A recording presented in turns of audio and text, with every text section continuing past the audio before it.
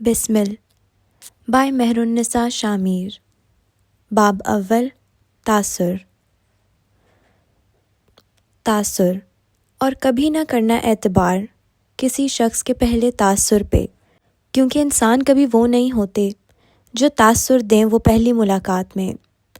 انسان ہوتا ہے سرمئی، سیاہ اور سفید، دکھاتا ہے وہ اپنے رنگ یک با یک، ہے منحصر اس کا تاثر تم پہ، تم ہو کون، ہے تمہاری اہمیت، تمہاری ذات کون۔ ایک بار جو ہو جائے تعین تمہاری ذات کا، پھر دیکھو گے کس طرح ہوتے ہیں تحلیل پہلے تاثر۔ یونان۔ رات کا آخری پہر تھا، آسمان سیاہ سے سرمئی ہو رہا تھا، آہستہ آہستہ نیلا ہونے کے لیے۔ ٹھنڈی ہوائیں اس وقت وجود کو بھلی معلوم ہوتی تھیں، سارے میں گہرا سناٹا چھایا ہوا تھا، یوں کہ اگر تم قدم بھی زمین پہ دھر دو تو آواز میلوں تک جائے گی۔ کہانی ایک لمبی سفید گلی سے شروع ہوتی ہے، اندھیرا گھپ اندھیرا جس نے سارے میں راج کر رکھا تھا۔ گلی کا سفید اینٹوں والا فرش اطراف کے گھروں کی زرد، بالکل ہلکی زرد روشنی میں سرمئی دکھائی پڑتا تھا۔ یہ وہ وقت تھا جب ہر ذی روح خواب خرگوش کے مزے لوٹ رہی تھی، لیکن یہی وہ وقت بھی تھا جس وقت آدھی دنیا کے جرائم ہوتے تھے، یہی وہ وقت تھا جب آدھی دنیا گناہ کرتی تھی، اور یہی وہ وقت تھا جب ہمارا اللہ ہماری دعاؤں پہ فوراً کن کہتا ہے۔ سفید لمبی گلی جس کے دونوں اطراف میں گھر بنے تھے، سفید اجلے گھر جن کے گنبد نیلے تھے۔ گلی اس وقت خالی تھی، کوئی ذی روح نظر نہ آتا تھا، کوئی آواز نہیں آتی تھی، ہر طرف سکوت تھا۔ ایسے میں ہمسایہ گلی کے ایک کونے سے ایک اونچا لمبا آدمی اس گلی میں داخل ہوا تھا۔ کسی گھر کی زرد بتی میں اس کا چہرہ ہلکا سا واضح ہوا تھا، سبز آنکھیں، دبتا رنگ، مناسب نقوش۔ وہ متناسب چال چلتا آگے بڑھ رہا تھا۔ یہ گلی آگے جا کر ساحل کی جانب مڑتی تھی، شاید وہ مرد صبح ہونے سے پہلے ساحل جانا چاہتا تھا۔ یونان اپنے طلوع اور غروب آفتاب کے دلکش مناظر کے لیے بہت مشہور ہے۔ ساحل سمندر سے سورج کو طلوع ہوتے دیکھنا یقیناً یہ ایک دل فریب منظر ہوتا۔ سمندر کی نم ہوائیں جب سیاحوں کے بدن کو چھوتی تھیں تو دل میں وہ انوکھی راحت دوڑ جاتی تھی۔ نیلے پانی کے سامنے بیٹھ کر دور دور سے نظر آتے اجلے سفید گھروں کو دیکھنا یہ زندگی کا بونس گفٹ تھا۔ اس پہر اس گلی میں داخل ہونے والا وہ واحد انسان نہیں تھا، کوئی تھا جو چند قدم کے فاصلے سے اسی گلی میں داخل ہوا تھا۔ اس کا لباس سفید تھا، لمبا سفید کافتان، یوں کہ اگر وہ گھر کی دیوار کے ساتھ ٹھہر کر اونچے مرد کا تعاقب کرے تو دیوار کا حصہ معلوم ہو۔ دھیمی چال چلتا مرد یکدم رکا تھا، اس کی سبز آنکھیں تفکر سے سکڑی تھیں، سفید گھر، نیلا گنبد، سب ٹھہر کر اسے دیکھنے لگے تھے۔ اسے اپنے پیچھے کسی کی نظریں محسوس ہوئی تھیں، شاید قدموں کی آہٹ بھی۔ ایک طائرانہ نظر اپنے اطراف میں ڈال کر چند لمحے ٹھہر کے وہ کندھے جھٹک کر ایک بار پھر چلنے لگا تھا۔ شاید وہم ہو، شاید غلط فہمی، خیر اس سے کیا، وہ مسرور تھا، مسکراتا ہوا، بے پرواہ سا۔ چند قدم، چند مزید قدم، مزید چند قدم، اور وہ ایک بار پھر ٹھہر گیا۔ اب کی بار اس کی آنکھوں میں ہلکا سا خوف تھا، چہرہ فکر مند۔ وہ دیار غیر میں تھا اور پچھلے ایک ہفتے سے اسے کوئی اپنے قریب محسوس ہوتا تھا، کوئی تھا جو اس پہ نظر رکھے ہوئے تھا، کوئی اس کے ساتھ قدم اٹھاتا تھا، اس کا تعاقب کرتا تھا۔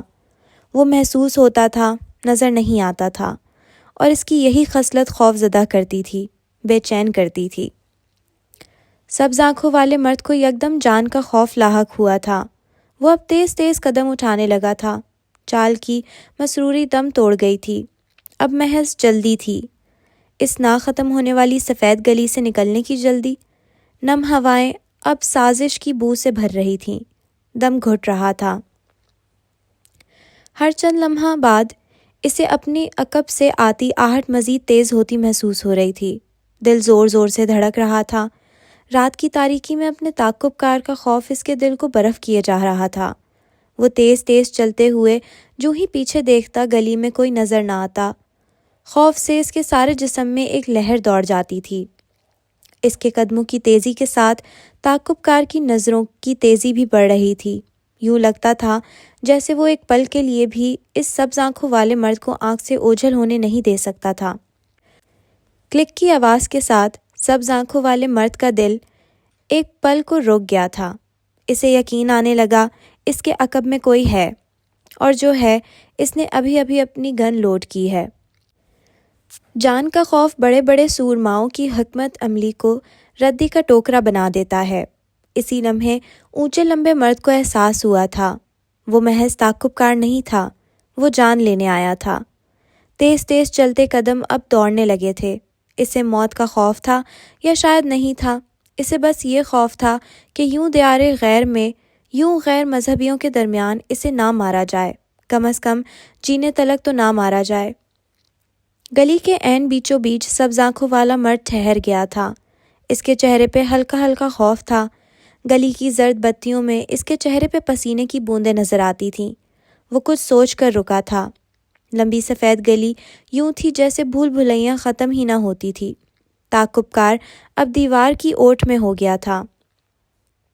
سبز آنکھوں والے مرد نے جھک کر گھٹنوں پر ہاتھ رکھتے ہوئے چند گہرے سانس لیے۔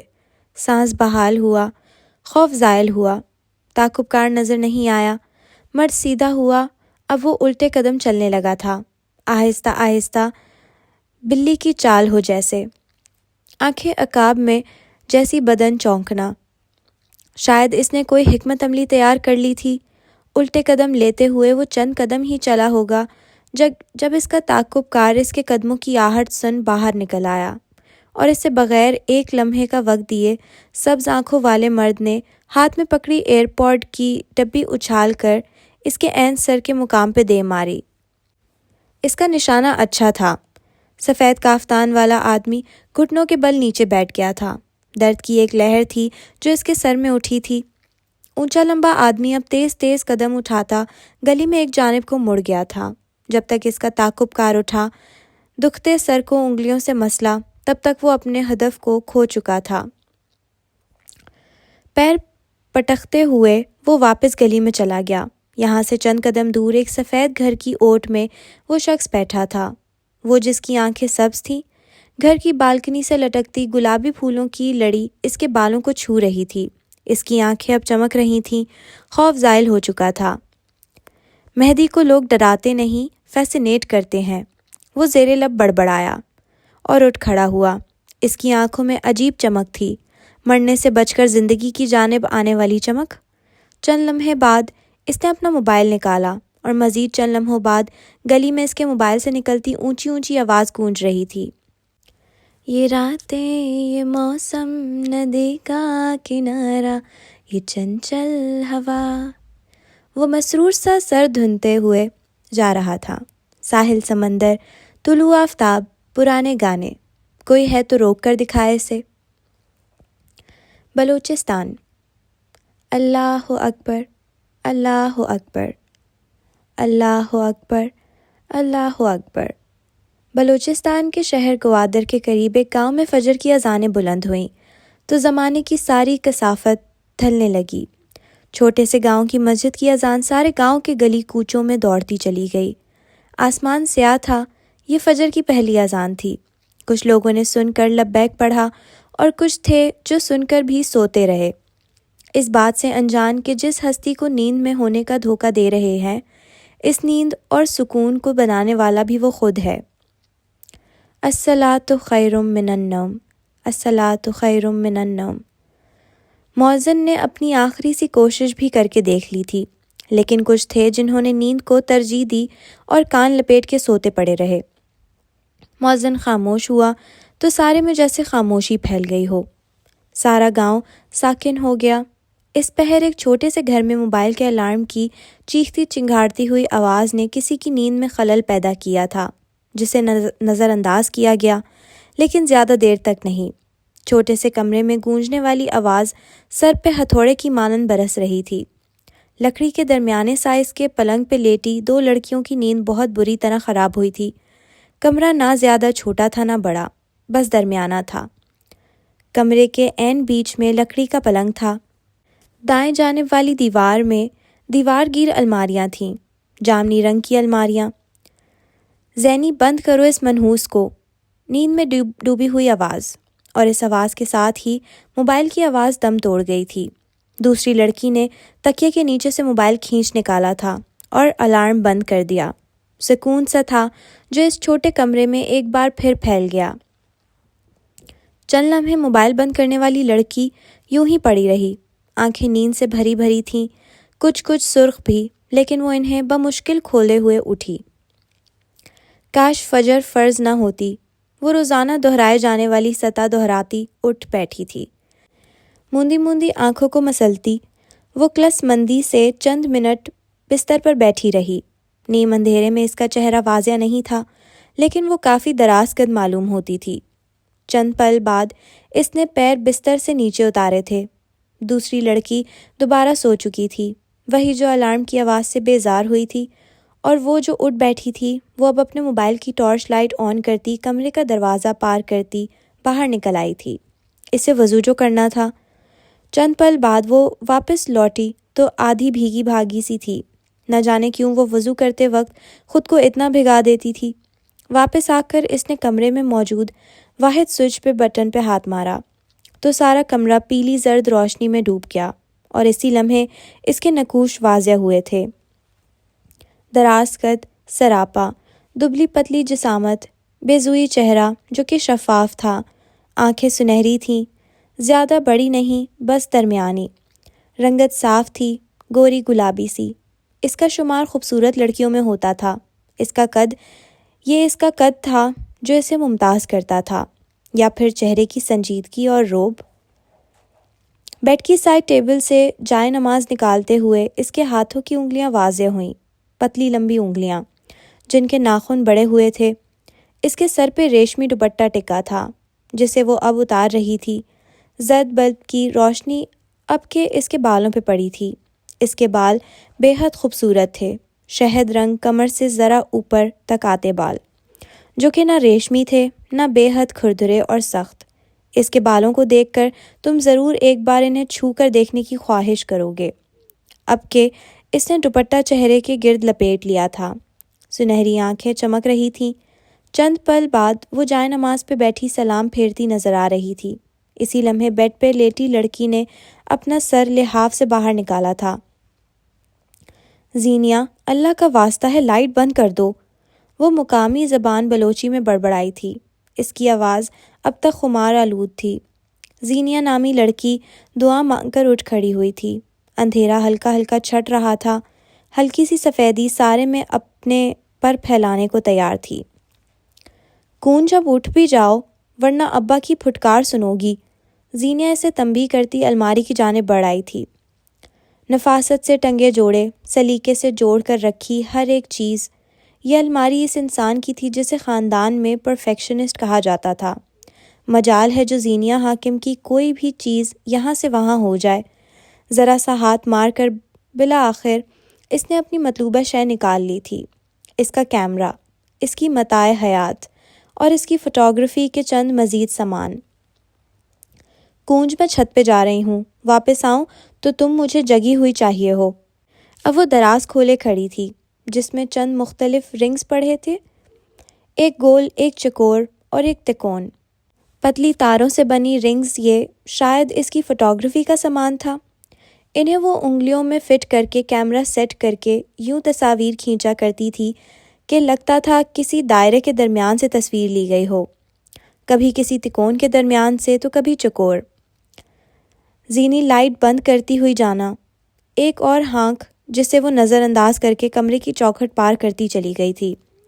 وہ مصروف لگتی تھی، کچھ بیزار بھی، بلکہ اس کے تو ماتھے پہ لکھا ہوتا تھا وہ ساری دنیا سے ناراض ہے۔ اس گھر میں میری کوئی سنتا کیوں نہیں ہے؟ لائٹ بند کرو۔ وہ چیختی ہوئی اٹھ بیٹھی تھی، بیزار، اکھڑا چہرہ، بیڈ سے اترتے ہوئے اس کے انداز میں جارحیت تھی۔ وہ اس گھر کا چھوٹا بچہ تھی اور گھر کے چھوٹے بچے کے دکھ سے بھلا کون نا واقف ہوگا۔ وہ 17-18 برس کی لڑکی تھی، سیاہ بالوں اور درمیانے قد والی۔ اس کا رنگ سانولا تھا، پکا سانولا، آنکھیں بڑی بڑی تھیں، بھویں جڑی، چہرے پہ جا چکے دانوں کے ہلکے ہلکے داغ باقی تھے۔ وہ خوبصورت تھی، نقش پیارے تھے، لیکن کیا تھا جو اسے عام بناتا تھا؟ اس کا روکھا خشک اور بے جان چہرہ، جس پہ خشکی کی وجہ سے خشکی کے سفیدی کے چھلکے سے بن گئے تھے۔ سیاہ کندھے سے نیچے آتے بالوں کو گول مول باندھے وہ بیزاری سے باہر نکل گئی تھی۔ یہاں سے چند قدم چل کر سیڑھیاں چڑھ کر گھر کی چھت پہ آؤ تو بلوچی لگا پہنے ہوئے دراز قد لڑکی ایک سٹول پہ چڑھی کھڑی تھی۔ دیواریں اونچی تھیں جس کی وجہ سے اسے مناظر قید کرتے ہوئے دقت ہوئی تھی، لیکن وہ زینیہ تھی۔ مسائل سے پہلے اس کے پاس حل آیا کرتے تھے۔ اب وہ گردن ڈھلکائے بادلوں سے ڈھکے آسمان کی تصاویر لے رہی تھی۔ دفتن اس کے لگے کی جیب میں پڑا موبائل تھر تھرایا۔ نیم اندھیرا اور ابھرتی ہوئی روشنی میں اس کا دراز قد سراپا بار روب لگ رہا تھا۔ وہ اسٹول سے نیچے اتر آئی، لگے کی جیب سے اپنا موبائل باہر نکالا۔ لگا ایک طرح کا قبائلی لباس ہوتا ہے جو کہ گول فراک کی طرح ہوتا ہے، لیکن یوں کہ اس میں گھیر نہیں ہوتا۔ بازو، سینے اور دامن پہ مختلف قسم کے روایتی کشیدہ کاری کی ہوتی ہے۔ کبھی یہ لگے شیشوں کے کام والے ہوتے ہیں تو کئی بار سوئی یا پھر کنڈی کے کام والے بھی۔ اس وقت جو لگا زینیہ نے پہن رکھا تھا اس پہ شیشوں کا کام ہوا تھا۔ موبائل ہاتھ میں لیے کیمرے کو کندھے سے لٹکائے وہ مصروف سی نوٹیفیکیشن کھول رہی تھی۔ اس کے چہرے پہ نیلی روشنی پڑ رہی تھی۔ اسی نیلی روشنی میں اس کی فیروزے کی نوز پن نظر آئی تھی۔ یوں لگتا تھا جیسے اس کی ناک کے لیے ہی بنی ہو۔ کبھی کبھی کسی انسان کے ہاتھ، گلے یا تن پہ پہنی چیز اتنی سج رہی ہوتی ہے کہ یوں لگتا ہے جیسے یہ اسی کے لیے بنی ہو۔ زبردست۔ آپ کے لیے ایک کام ہے مس حاکم، چند دن بعد ایک ٹریول گروپ آپ کے علاقے آ رہا ہے، کیا آپ ان کے لیے فوٹوگرافی کر سکتی ہیں؟ انگریزی میں لکھا ایک تفصیلی پیغام۔ اس کی سنہری آنکھیں چمک اٹھی تھیں، لبوں پہ ہلکی سی مسکان تھی۔ اسی لمحے چہرے کے گرد دوپٹہ لپیٹے کونج آتی دکھائی دی۔ زینیہ نے مسکراتی نظروں سے اسے دیکھا تھا۔ وہ جب مسکراتی تھی تو آنکھیں چھوٹی ہو جایا کرتی تھیں، چہرہ چمکنے لگتا تھا، گال سرخ ہونے لگتے تھے۔ تمہیں پتہ ہے کیا؟ مجھے قریب ہی شہر میں فوٹوگرافی کے لیے بلایا گیا ہے، وہ خوشی سے بتا رہی تھی۔ کونج کے تاثرات البتہ خشک ہی رہے۔ نیچے جا کر ابا کو بتاؤ، وہ 1 منٹ نہیں لگائیں گے اور تمہاری خوشی غارت۔ بیزار اکھڑا لہجہ۔ زینیہ کے چہرے کی جوت بجھ گئی تھی۔ اس کی آنکھیں واضح طور پہ اداس ہوئی تھیں، البتہ کونج اب بھی بے نیازی سے ٹہل رہی تھی۔ زینیہ چند لمحے بے مقصد وہیں کھڑی رہی اور پھر وہاں سے ہٹ گئی۔ ابھی اس نے نیچے جانے کو پہلی سیڑھی پہ قدم رکھا ہی ہوگا جب کونج کی آواز پہ ٹھہر گئی۔ اب جا کر ابا سے اپنی ناکام خواہشات کا بدلہ لوگی نا؟ کیونکہ زینیہ نے معاف کرنا تو سیکھا ہی نہیں، کیونکہ انتقام تو تمہارا جنون ہے۔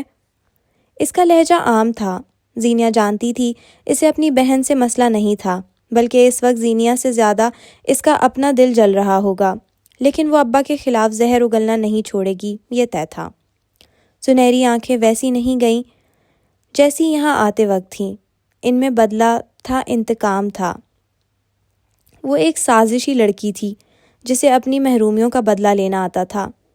سیڑھیوں پہ پڑتے اس کے قدموں کی آواز کسی سازش کا نگارہ بجا رہی تھی۔ یونان۔ گریس یونان جنوبی مشرق یورپ کا ایک ملک ہے جس میں ایجیئن اور اینوین کے سمندروں پہ ہزاروں جزائر واقع ہیں۔ یونان کا دارالحکومت ایتھنز کہلاتا ہے۔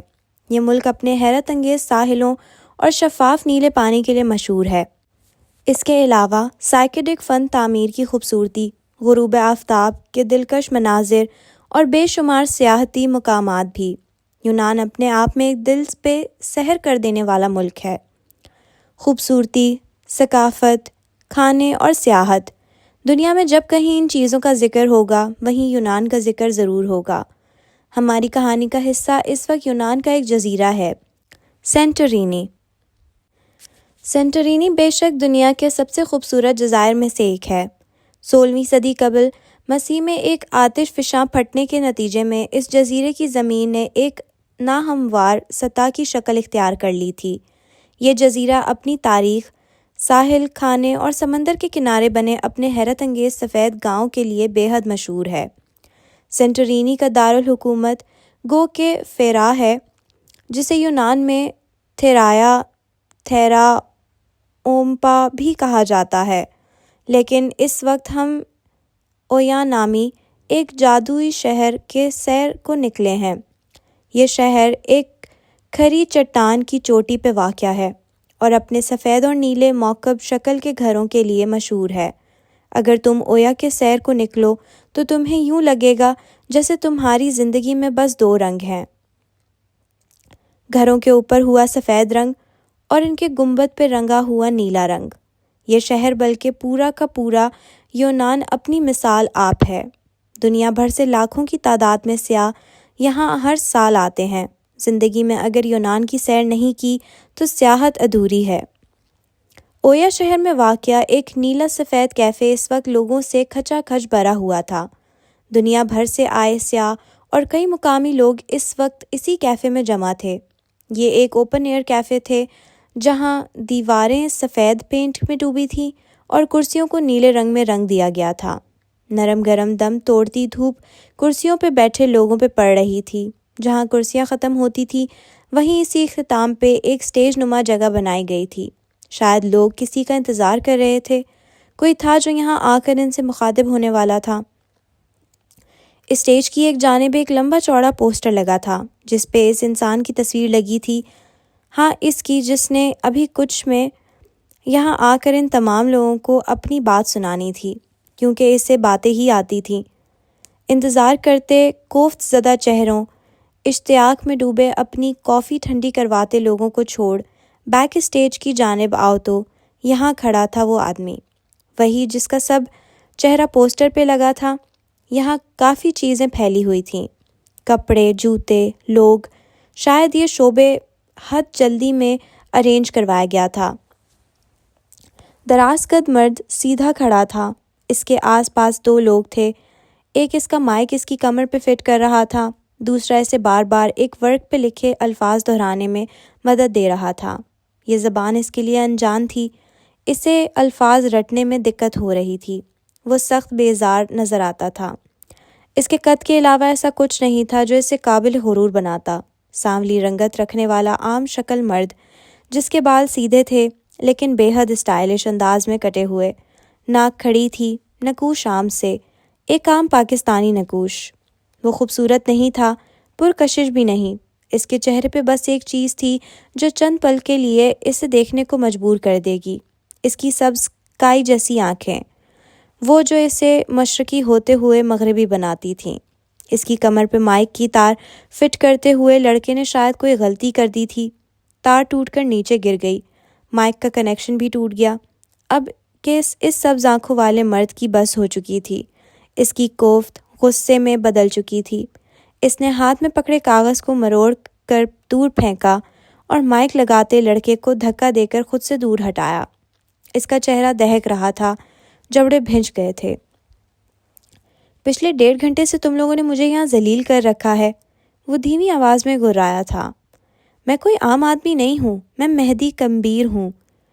میں نے اپنے مصروف ترین شیڈول میں سے تم لوگوں کے لیے وقت اس لیے نہیں نکالا تاکہ مجھے یہاں ذلیل ہونا پڑے۔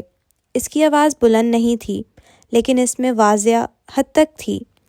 ٹیم کے لوگ اسے رام کرنے کی کوشش کرنے لگے تھے۔ میں مائک لگا دیتا ہوں سر، آپ جہنم میں جاؤ تم اور تمہارا مائک۔ اس نے نوچ کر اپنے کانوں سے ایئر پیس اتارا تھا، جاتے جاتے ہاتھ میں پکڑا مائک زور سے پرے اچھالا جو کہ سیدھا ساتھ بیٹھے لڑکے کے ماتھے پر آ کر لگا تھا۔ بھک منگوں کے بھی کام کرنے پڑیں گے اب، وہ اردو میں بڑبڑاتا ہوا باہر نکل گیا تھا۔ پیچھے اس لڑکے کے ماتھے سے سرخ پتلا خون بہنے لگا تھا۔ وہ 18 سالہ لڑکا نم آنکھوں سے اسے باہر جاتے ہوئے دیکھ رہا تھا۔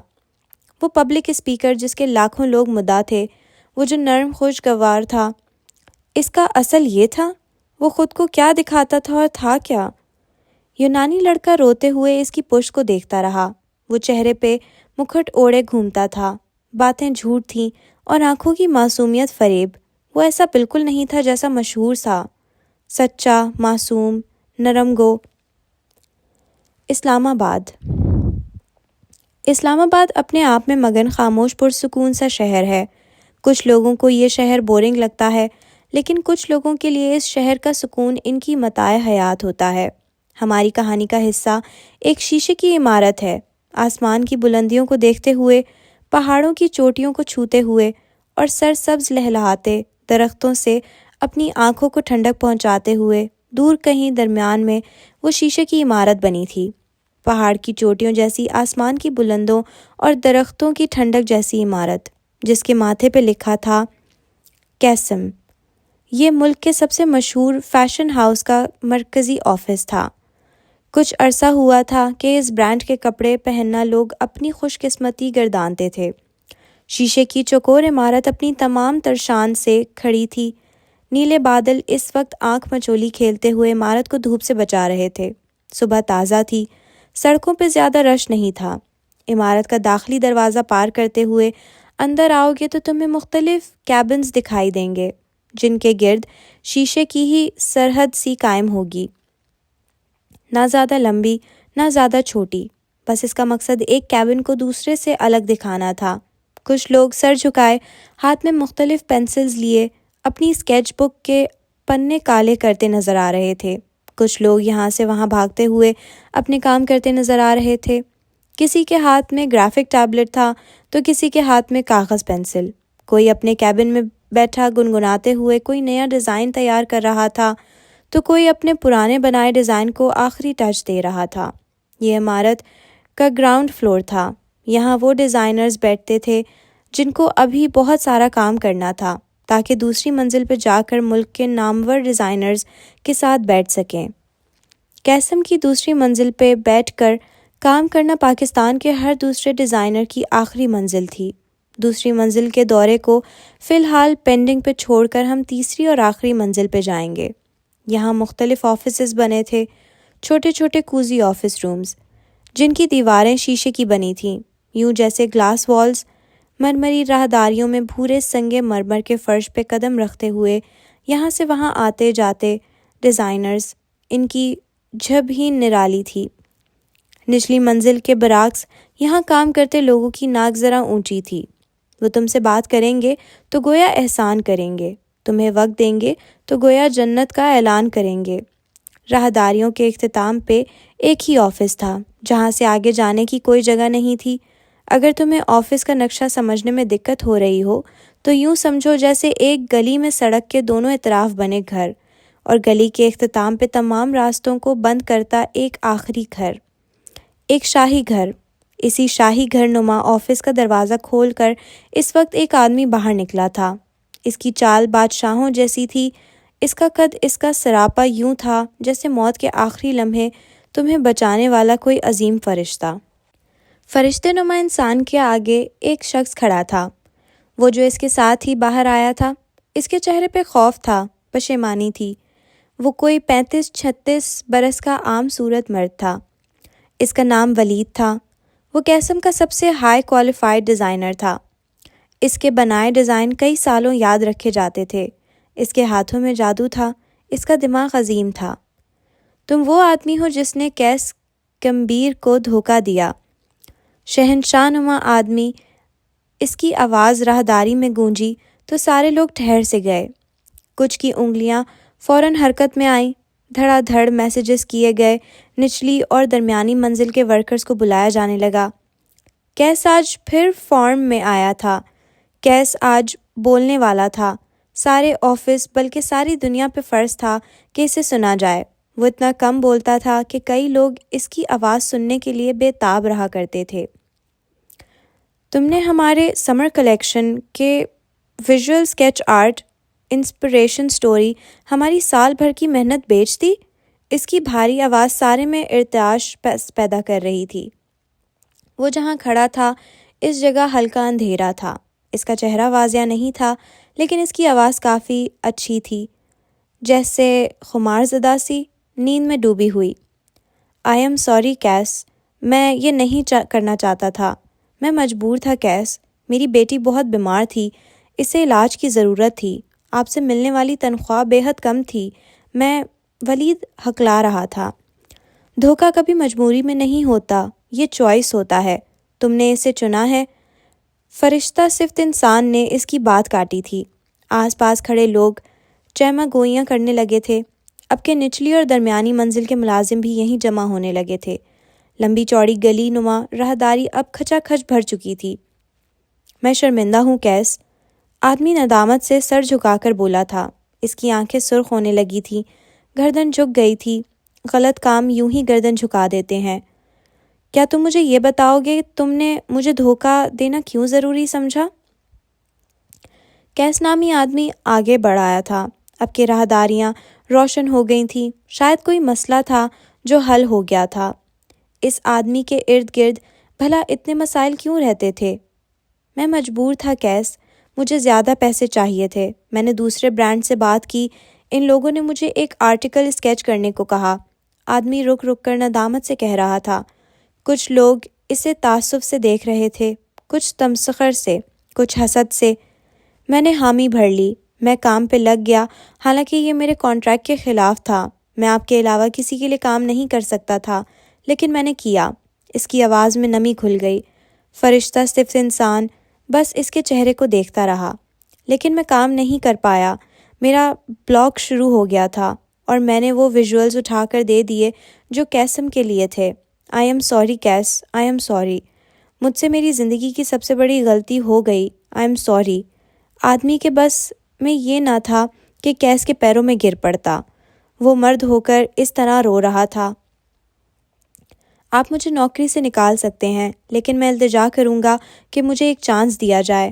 میں نے کیسم کو اپنے 6 سال دیے ہیں، میری ایک غلطی کی وجہ سے میری نوکری ختم مت کریں۔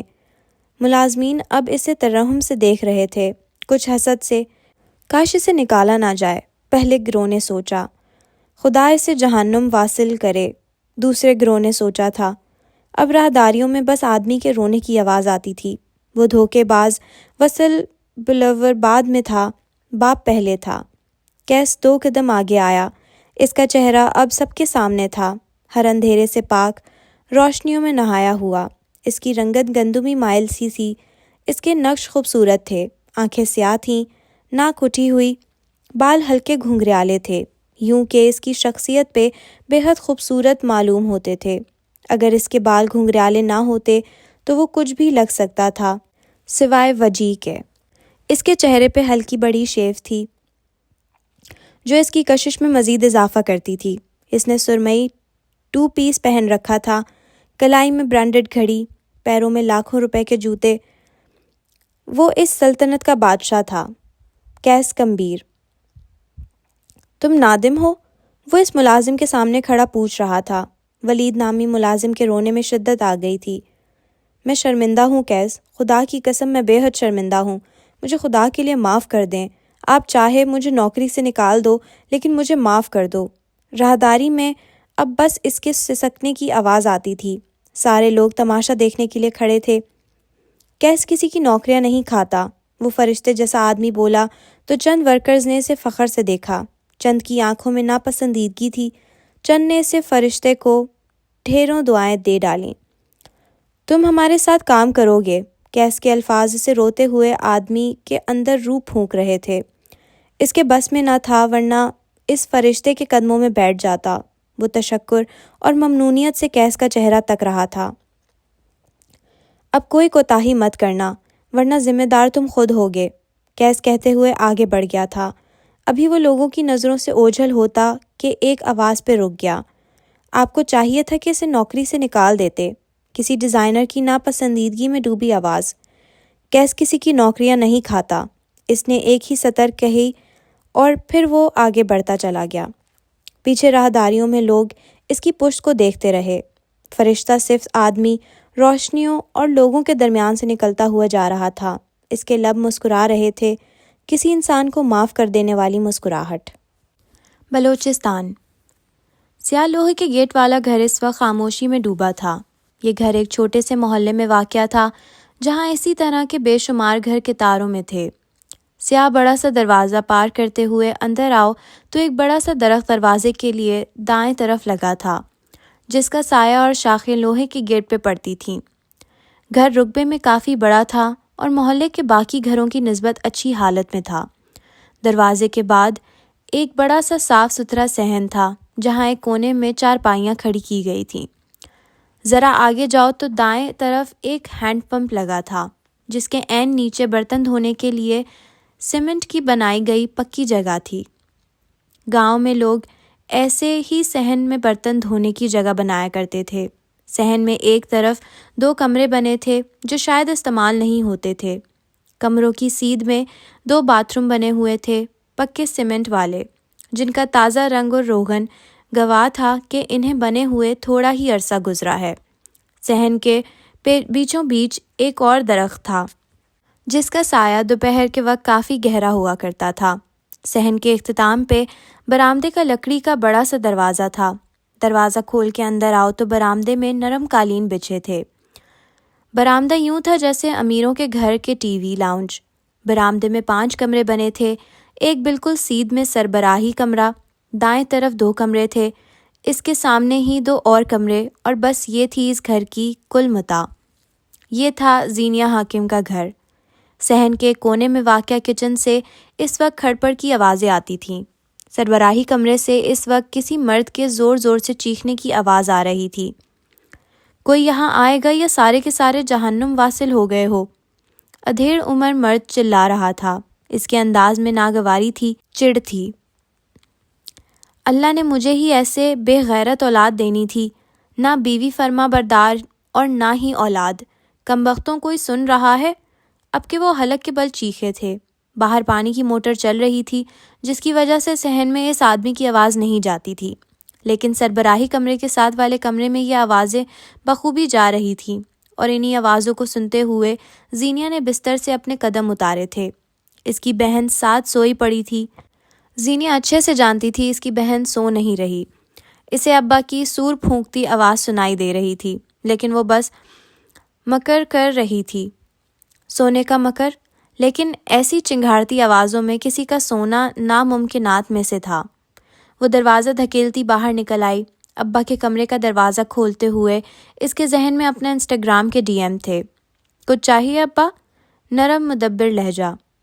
اولادیں تم جیسی ہوں تو بس زہر کی کمی رہ جاتی ہے، لا دو۔ حقارت اور طنز میں ڈوبے تیر۔ جاؤ اپنے بھائی صاحب کو اٹھا کر لاؤ، اس سے کہو مجھے گھر کا ناشتہ نہیں کرنا۔ تمہاری اس غیر ذمہ دار اور پھوڑ ماں کو آج تک پراٹھے بنانے نہیں آئے۔ بازار جائے اور میرے لیے ناشتہ لائے۔ کمرے کے پلنگ پہ بیٹھے ادھیڑ عمر مرد کا رنگ صاف صاف تھا، بے حد صاف، نقوش آج بھی وجیح تھے۔ جوانی میں تو پھر کیا ہی بات رہی ہوگی۔ تنومند سا جسم اور بھورے بال آج بھی یوں تھے گویا 25 کی جوانی۔ یقیناً حاکم نواب کا شمار وجیح مردوں میں ہوتا ہوگا، اگر وہ یہ غصہ اور طنز نہ کریں تو دنیا کے سب سے حسین انسان لگیں۔ بشر سو رہا ہے ابا۔ نپے تلے الفاظ، اٹھی ہوئی آنکھیں، سیدھی گردن۔ آنکھوں میں آنکھیں ڈال کر جھوٹ بولنا کوئی زینیہ حاکم سے سیکھے۔ سویا ہے تو کیا اٹھ نہیں سکتا؟ نواب صاحب ہے وہ، جاؤ ابھی کے ابھی اٹھا کر لاؤ اسے۔ وہ سختی سے بولے تھے۔ زینیہ کے قدم یوں ہی جمے رہے۔ اٹھانے گئی تھی، آپ کا بھی کہا، لیکن بشر نے کہا وہ ساری رات کا جاگا ہوا ہے، سونے دو۔ وہ جھوٹ پہ جھوٹ گڑ رہی تھی، بلا تعمل کے، بنا جھجک کے۔ اس کا انداز روبوٹک تھا، جذبے تو اسے چھو کر نہیں گزرے تھے۔ تم اولاد نہیں ہو، عذاب ہو، عذاب، وہ برہمی سے کہتے ہوئے بستر سے اترنے لگے تھے۔ بیٹے باپ کا بازو ہوتے ہیں اور ایک ہماری اولاد ہے، باپ کو منہ پہ جواب دیتی ہے۔ انہوں نے پیروں میں چپل ڈالے، میز پہ دھری مہر ان کی چابی جھپٹ کر اٹھائی۔ گاڑی خراب ہے ابا، کل سے اس کے انجن میں مسئلہ ہے، آپ کو پیدل جانا ہوگا۔ مہذب اور شائستہ لہجے میں دی گئی ایک اور اطلاع۔ اب کی بار حاکم تلملا اٹھے تھے، چابی کو زور سے چپس کے فرش پہ پٹکا، اپنی اولاد اور بیوی کی شان میں مزید چند القابات کا اضافہ کیا اور باہر کی راہٹ لی۔ جاتے جاتے دروازہ زور سے مار کر گئے تھے۔ اسی دروازے کی آواز سن کے ایک فربہا سی عورت تیز تیز قدم اٹھاتی برآمدے میں داخل ہوئی تھی۔ ان کا وزن بڑا ہوا تھا، رنگت وہی کونج کی جیسی پکی سانولی، گال بھرے بھرے، آنکھیں خوبصورت۔ مقامی لباس میں ان کا سر سراپا بس ایک ماں جیسا لگتا تھا، سادہ، خوبصورت اور معصوم۔ کبھی ماؤں سے زیادہ حسین انسان دیکھا ہے؟ کیا ہوا، آپ کہاں جا رہے ہیں؟ انہوں نے برآمدے کا دروازہ پار کرتے اپنے شوہر سے پوچھا تھا۔ وہ جو غصے میں بھرے ہوئے باہر جا رہے تھے، برآمدے کے دروازے پہ رک گئے۔ تمہاری بے غیرت اولاد کے کرتوت برداشت نہ کرتے ہوئے جہنم واصل ہو رہا ہوں۔ ویسے کوئی خاص قصور اولاد کا بھی نہیں ہے، جب ماں ایسی کم نسلی ہوگی پھر یہ سب تو ہونا ہے۔ وہ حقارت سے کہتے باہر نکل گئے تھے۔ جاتے جاتے دروازہ ایسے زور سے مارا کہ ان کی بیوی امینہ حاکم کے بازو سے لگا تھا۔ زینیہ نے اپنے پہلو میں گری مٹھی بھینچ لی تھی۔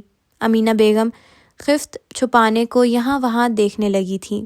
زینیہ کی آنکھوں میں ڈھیر سارا اشتعال اود کر گیا تھا، لیکن وہ ضبط کیے کھڑی رہی۔ غصے میں بس ذرا سے چڑچڑے ہو جاتے ہیں۔ وہ اپنی اس بیٹی کو صفائی دے رہی تھی جسے ضرورت نہیں تھی۔ زینیہ کچھ نہیں بولی، وہ کچھ بولتی ہی نہیں تھی، وہ کونج نہیں تھی نا۔ اپنے کمرے کے پلنگ پہ لیٹی کونج کی آنکھوں سے گرم گرم آنسو بہہ رہے تھے۔ اسے رونا بہت آتا تھا۔ روز ابا کی دل دکھانے والی باتیں سن سن کر وہ اسی طرح چپ چاپ رویا کرتی تھی۔ تم اپنا بدلہ لے چکی نا زینی؟ وہ ہچکیوں کے درمیان بڑبڑائی تھی۔ اور یہاں سے دور اگر باہر برآمدہ اور صحن پار کر کے سیڑھیاں چڑھ کے چھت پہ آؤ تو کانوں میں ایئر پوڈز لگائے پانی کی نیلی ٹنکی کے پاس ایک 27-28 برس کا مرد بیٹھا تھا۔ وہ پنجوں کے بل بیٹھا تھا، پائپ کی فٹنگ کو چیک کرتا ہوا۔ چہرہ سپاٹ تھا، حاکم نواب کا پر تو وہی رنگت، وہی قد کاٹ، وہی نقوش۔ اس کا نام بشر حاکم تھا، یعنی کونج کے اندازے درست تھے۔ سینٹورینی کا قصبہ اویا۔ سبز آنکھوں والا لڑکا اس وقت اسٹیج پہ کھڑا تھا۔ مغرب کا وقت تھا، سورج کی الوداع کہتی کرنیں اس کی سبز آنکھوں پہ پڑتی تھیں۔ سانولا چہرہ دھوپ لگنے پہ دمکتا تھا۔ ایک مقامی لڑکا ہاتھ میں مائک تھامے مسکراتے ہوئے مقامی زبان میں سب سامنے بیٹھے لوگوں کو خوش آمدید کہہ رہا تھا۔ جیسا کہ آپ سب جانتے ہیں، آج ہمارے ساتھ مہدی کبیر ہیں، 55 ملکوں کا سفر کرنے والے سیاح اور انٹرنیشنل اسپیکر جن کی باتوں میں جادو ہے، جو زندگی کو ایک الگ ہی نظریے سے دیکھتے ہیں۔ مہدی ایک لائف کوچ بھی ہیں۔ ایک سیاح، اسپیکر اور لائف کوچ کو اپنی آنکھوں کے سامنے دیکھنے کا تجربہ کیسا ہے دوستوں؟ لڑکے نے کہتے ہوئے مائک کا رخ لوگوں کی جانب کر دیا تھا۔ بلند آوازیں، شور، ہوٹنگ، اشتیاق سب گڈمڈ ہونے لگے۔ سبز آنکھوں والے لڑکے نے ایک ہاتھ کمر پہ باندھ کر دوسرے ہاتھ کو ویلکم کے انداز میں سامنے پھیلا دیا۔ یہ اس کا شکریہ کہنے کا انداز تھا۔ مسکراہٹ تو اس کے ہونٹوں سے جدا نہیں ہوتی تھی۔ سبز آنکھیں اس کے ساتھ مسکرا رہی تھیں۔ کون کہہ سکتا تھا یہ وہی مہدی ہے جس نے کچھ دیر قبل اپنے ایک ساتھی کو زخمی کیا تھا؟ دوغلا، مکار۔ مقامی لڑکا اب بھی کچھ کہہ رہا تھا۔ جب مجھے اور میری ٹیم کو پتہ لگا کہ آج کل مہدی کبیر ہمارے شہر آئے ہوئے ہیں، تب ہم نے بنا کوئی وقت ضائع کیے انہیں یہاں آنے کی دعوت دے ڈالی۔ گو کہ یوٹیوب پہ ہماری فالوئنگ بہت کم ہے، لیکن پھر بھی مہدی کبیر ہمارے ساتھ ہماری گزارش پہ یہاں ہیں۔ Put your hands together for Mehdi Kabir. لوگ تالیاں پیٹنے لگے تھے۔ شور بڑھ گیا تھا۔ سبز آنکھوں والا لڑکا اسٹیج کے ایک کونے سے قدم اٹھاتا ہوا آ رہا تھا۔ اس نے سفید گول گلے والی شرٹ پہن رکھی تھی جس کے اوپر اسٹائلش جیکٹ تھا، قوس قزح کے تمام رنگوں سے مزین جیکٹ جس کے اوپر مختلف سکے لگے تھے۔ بٹن یا زپ کی جگہ چین نما لمبی زنجیر تھی۔ سیاہ سلیکس اور بغیر جرابوں والے سنیکرز میں وہ اچھا یا برا نہیں لگ رہا تھا۔ اس کا حلیہ بس یہ بتاتا تھا کہ وہ فری سول ہے، آزاد، بے پرواہ۔ کچھ لوگوں کو بھیڑ غیر آرام دہ کرتی ہوگی، مجھے فیسینیٹ کرتی ہے۔ سبز آنکھوں والا لڑکا ہاتھ میں مائک تھامے اپنے سامنے بیٹھے لوگوں سے کہہ رہا تھا۔ اس کا لہجہ بھاری تھا، انداز میں لاپرواہی تھی۔ لوگ توجہ سے اسے سن رہے تھے۔ گوروں کو ایسی محفلیں بورنگ نہیں لگا کرتی۔ میں اتنے لوگوں سے ملا ہوں، اتنے ملک گھوما ہوں، لوگ اب میرے لیے مشکل نہیں رہے۔ اگر میں کہوں مہدی کبیر لوگوں کے معاملے میں اچھا ہے تو یہ غلط نہیں ہوگا۔ وہ اپنے سامنے بیٹھے لوگوں کو دیکھتے ہوئے کہہ رہا تھا۔ خیر تمہید کو چھوڑ کر ہم آج کے ٹاپک کی طرف آتے ہیں۔ وہ چلتے چلتے اسٹیج کے بیچوں بیچ رکھے اسٹول پہ آ بیٹھا تھا، یوں کہ ایک پیر زمین کو چھوتا تھا اور دوسرا اسٹول کے اسٹینڈ پہ رکھا تھا۔ بالوں کی چند لٹیں ماتھے کو چھو رہی تھیں، آنکھیں سنجیدگی سے لوگوں پہ جما رکھی تھیں۔ سیلف ہارم، یہ لفظ آپ سب کے لیے یا پھر میرے لیے نیا نہیں ہوگا۔ ہم سب نے یہ لفظ سن رکھا ہوگا، بلکہ ہم نے اپنے ارد گرد ایسے لوگ بھی دیکھے ہوں گے جن کی کلائیاں زخمی، سگریٹ سے داغی ہوئی ہوں گی، جن کے بازو، سینے یا گردن پہ مختلف قسم کے ٹارچر کے آثار ہوں گے۔ اس نے کہنا شروع کیا تھا۔ لوگ پہلو بدلنے لگے تھے۔ انہیں سیلف ہارم کے بارے میں نہیں سننا تھا۔ وہ تو مہذب قسم کے لوگ تھے، ان کا بھلا اس سے جاہل خود کو نقصان پہنچانے والوں سے کیا لینا دینا۔ یہاں سے دور کچھ فاصلے پہ کسی بوڑھے جوڑے کی گانا گانے کی آواز آتی تھی، ضعیف آواز، لڑکھڑاتے سر، اور ان کے درمیان بات کرتا سبز آنکھوں والا لڑکا۔ سیلف ہارم کیا ہے، کیا آپ جانتے ہیں؟ اس نے مائک کا رخ لوگوں کی جانب کر دیا۔ نیلی کرسیوں پہ بیٹھے لوگوں نے ایک زبان ہو کر انگریزی میں جواب دیا تھا۔ ہر انسان جانتا ہے۔ مجمع کی آواز بے زار سی تھی۔ سیلف ہارم مطلب خود کو نقصان پہنچانا۔ مجموعے میں سے کوئی 25 برس کا لڑکا کہنے لگا تھا، اپنے جسم کو جلانا، خود کو مارنا پیٹنا، اپنے جسم پہ کٹ مارنا، یہ تو بچے بھی جانتے ہیں۔ آخر میں اس کا لہجہ استزائیہ تھا۔ اسٹیج پہ کھڑا مہدی مسکرایا تھا۔ جاتے سورج کی کرنیں اس کے چہرے پہ نارنجی تاثر چھوڑ رہی تھیں۔ آپ مجھے کینسر کا لاسٹ اسٹیج بتا رہے ہیں؟ آپ نے بیماری کی علامت اور شروعات مس کر دی ہے۔ اب کے لوگوں میں تجسس ابھرا تھا۔ بات اتنی سادہ نہیں تھی جتنی وہ سمجھ بیٹھے تھے۔ مہدی گھما پھرا کر بات کرتا تھا۔ آپ کو لگتا ہے سیلف ہارم والے لوگ جاہل، خود سے بیزار یا پھر ڈرپوک قسم کے لوگ ہیں، ایسے لوگ جن کے اعصاب کمزور ہیں یا پھر جو ذہنی مریض ہیں۔ آپ کو لگتا ہے سیلف ہارم پہنچانے والے لوگ بس اپنے جسم پہ کٹس لگانے، اپنا جسم جلانے یا پھر خود کو اذیت دینے تک محدود ہیں؟ بوڑھے جوڑے کی لڑکھڑاتی آواز اب بھی آ رہی تھی۔ پرانا گیت کسی نوحے کی مانند سماعتوں کا حصہ بن رہا تھا۔ وائلن کی آواز تیز ہوتی جا رہی تھی۔ ان سب کے درمیان سبز آنکھوں والے لڑکے کی آواز دب نہیں رہی تھی۔ خود کو جلانا، مارنا، کاٹنا، ہاں یہ سب سیلف ہارم ہے۔ یہ ہماری نظر میں وہ لوگ جاہل ہیں جو یہ سب کرتے ہیں، لیکن کیا ہم سیلف ہارم کے شکار نہیں ہیں؟ خود پہ غور کریں۔ ہم سب یہاں بیٹھا ہر انسان کسی نہ کسی طریقے سے خود کو نقصان پہنچا رہا ہے۔ کیا میں غلط ہوں؟ لوگ حیران تھے، ساتھ ساتھ پرتجسس بھی، لیکن ان کی زبانیں مکفل تھیں۔ جواب بنتا ہی نہیں تھا۔ کیا وہ لوگ واقعی خود کو نقصان پہنچا رہے تھے؟ ہم سب نے کسی نہ کسی حادثے کے بعد لوگوں پہ بھروسہ کرنا چھوڑ دیا ہے۔ ہم اپنے مسائل، اپنی باتیں دل میں رکھ رہے ہیں۔ ہم نے اپنے دل کو تھکا دیا ہے۔ دل بھی تو جسم کا حصہ ہے۔ کیا اسے تکلیف دینا جرم نہیں؟ کیا یہ سیلف ہارم نہیں ہے؟ یکدم سارے میں پن ڈراپ سائلنس پھیل گیا تھا۔ بوڑھے جوڑے نے گیت آدھے میں چھوڑ دیا تھا۔ لوگوں کو ان کی چائے کافی بھول گئی تھی۔ لوگ ساکن ہو کر اس سے سن رہے تھے۔ ہم سب نے ایک بریک اپ کے بعد نئے تعلق کو اپنی زندگی میں جگہ نہیں دی۔ ہم ہر محبت کی دستک کو نہ کہہ رہے ہیں۔ ہم خود سے محبت کرنے والوں کو خود سے دور کر رہے ہیں۔ اپنے دل کو، اپنی روح کو اذیت دے رہے ہیں۔ کیا یہ سیلف ہارم نہیں ہے؟ مائک تھامے لوگوں کی آنکھوں میں دیکھ کر بات کرتا لڑکا، وہ چند پل میں دنیا کے مختلف کونوں سے آئے امراء کی سانسیں تک روک گیا تھا۔ چند پڑھے لکھوں نے تو باقاعدہ منہ ڈھانپ لیا تھا۔ ہم نے دوستوں سے ملنا چھوڑ دیا ہے۔ ہم نے پارٹیز، شادیوں میں جانا چھوڑ دیا ہے۔ ہم لوگوں سے نہ مل کر اپنے اندر کے سوشل انسان کو جلا رہے ہیں، اور ہمیں بتایا ہی نہیں گیا کہ یہ غلط ہے۔ ہم ہر وقت اپنے سابقہ محبوب کو انسٹاگرام اور فیس بک پہ سرچ کر کے اسے کسی اور انسان کے ساتھ خوش دیکھ کر رو رہے ہوتے ہیں۔ کیا یہ سیلف ہارم نہیں ہے؟ بوڑھے جوڑے کا دم سادے ہوئے وائلن ایک بار پھر حرکت میں آیا تھا۔ سورج نارنجی سے اپنا رنگ بدل کر اب الوداع کہہ گیا تھا، اپنے پیچھے سیاہی چھوڑ کر، اور شاید کچھ لوگوں کے ذہن میں نئے سوالات چھوڑ کر۔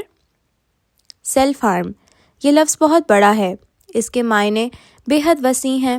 ہم نے الفاظوں کا تعاقب کرنا چھوڑ رکھا ہے۔ ہم نے الفاظوں پہ غور کرنا چھوڑ رکھا ہے، کیونکہ ہم سنی سنائی باتوں کو مان لیتے ہیں۔ کسی نے کہا خود کو جلانا سیلف ہارم ہے، ہم نے مان لیا۔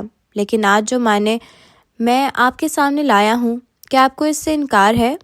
तमाम लोगों ने एक ज़बान होकर बिल्कुल नहीं कहा था। गौर से सुनो तो यूं लगेगा कि बूढ़े जोड़े के लड़खड़ाते सरों और ज़ईफ़ कांपती आवाज़ों ने भी लोगों की हाँ में हाँ मिलाई थी। मेहदी कम्बीर के सांवले चेहरे पे अब कैफ़े की बत्तियों की रोशनी पड़ रही थी।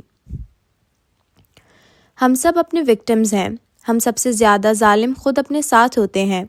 दोस्त छोड़कर चले गए, हमने खुद पे महफिलें हराम कर लीं। ब्रेकअप हो गया, हमने खुद पे नए ताल्लुक़ हराम कर लिए। वो स्टूल से उठ खड़ा हुआ था। इसका ऊंचा सिरापा छाया हुआ सा था। इसका चेहरा सादा था, लेकिन क्या कोई इसकी पिछली हरकत भूल सकता था? वो इस वक्त स्टेज पे खड़ा सेल्फ हार्म की बात करता शख्स ये बस एक अदाकार था, एक झूठा फरेबकार। हम फेल हो जाते हैं तो खुद पे दोबारा पास हो सकने की उम्मीद हराम कर लेते हैं। लेकिन क्या अब वक्त नहीं आया कि इन सब से निकला जाए? क्या वक्त नहीं आया कि अब जा चुके लोगों के गम दूर किए जाएं? खुद के साथ जालिम बनना छोड़कर हम आगे बढ़ें। सेल्फ हार्म की इब्तिदा ही गैर सोशल होना है। खुद को कोसना और छोटी छोटी बातों से खुद को अजियत देकर खुश होना, या फिर शायद हम खुश भी नहीं होते। बैरे अब लोगों की सफ़ेद मेज़ों के ऊपर नीले कॉफ़ी के मग रख रहे थे। हल्की मध्यम रोशनी में मुख्तलिफ सकाफ़तों से आए लोग, नीली कुर्सियाँ, सफ़ेद इमारतें, सब कुछ ख्वाब जैसा था।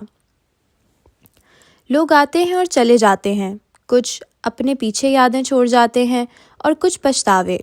उदास रहें लेकिन एक मुद्दत तक, रोएं लेकिन चंद दिनों तक, गैर सोशल रहें, ब्रेक्स लें, लेकिन एक वक्त वापसी का भी होना चाहिए। खुद को लोगों से काट कर रखना अपनी रूह जलाना है। खुद को नए ताल्लुक़ में ना डालना अपने जिस्म को कट्स लगाने जैसा है। हम सब लोग पढ़े लिखे या शायद किसी ऊंचे मुकाम वाले लोग हैं। लोग हमें देखते हैं, हमसे इंस्पायर्ड होते हैं। क्या ये बेहतर नहीं है कि हम खुद तरसी की मिसाल बनना छोड़कर उठ खड़े हों? गरम कॉफ़ी के घूंट, पुराने गीतों की दम तोड़ती आवाज़, ब्राउनीज़ और चॉकलेट की बार की नथनों में घुसती हुई खुशबू और सामने खड़ा ज़िंदगी के अहम पहलुओं पर रोशनी डालता वो शख्स, ये सब एक नेमत के जैसा था। आज यहाँ से जाते हुए अपने जहन में एक चीज़ रख लें, सेल्फ हार्म के असल मायने, खुद को अजियत देने के असल मायने। हम सब लोग बिस्मिल हैं। वो एक लम्हे को रुका। बिस्मिल, इस लफ्ज़ पे लोगों के चेहरों पे इस्तिजाब उभरा था। मेहदी हल्का सा मुस्कुराया। मेरे कहने का मतलब था हम सब ज़ख्म खोरदा हैं। वोंडेड, बिस्मिल, इसने अंग्रेज़ी और उर्दू में दोहराया। लोगों के चेहरे शांत हो गए। कुछ बिस्मिल अपने ज़ख्मों पे मरहम रख कर उठ खड़े होते हैं, कुछ इन्हें उधेड़े हुए रखते हैं। कुछ बिस्मिल ऐसे होते हैं जिनके लिए कोई मसीहा आता है। लेकिन इन सब में बिस्मिल की सबसे बुरी किस्म जानते हो कौन सी होती है? एक ऐसा बिस्मिल जो अपने ज़ख्मों को खुरचता रहता है। ऐसा बिस्मिल अपने जिस्म और रूह के लिए एक अजाब होता है। कोशिश करें कि हम बिस्मिल की इस सिफ़ में शामिल ना हों। आज के लिए इतना ही। मेरी बातों पे अमल करके मुझे ईमेल या डीएम ज़रूर कीजिएगा, वरना मैं नाराज़ हो जाऊँगा। इसकी आखिरी बात पे सब हंस पड़े थे। मेहदी ने एक हाथ अपनी कमर पे बांधा और एक बाजू आगे फैलाकर लोगों का शुक्रिया अदा किया। तालियों की गूंज, नम मुस्कुराते चेहरों की चमक, नीली सफ़ेद इमारत, कॉफ़ी बीन्स की खुशबू, कुछ वक्त के लिए इन सबको अलविदा। सब्ज़ आंखें मुस्कुराती हुई अब स्टेज पे पलट रही थीं। काश वो इतना अच्छा होता जितना अच्छा बोलता था।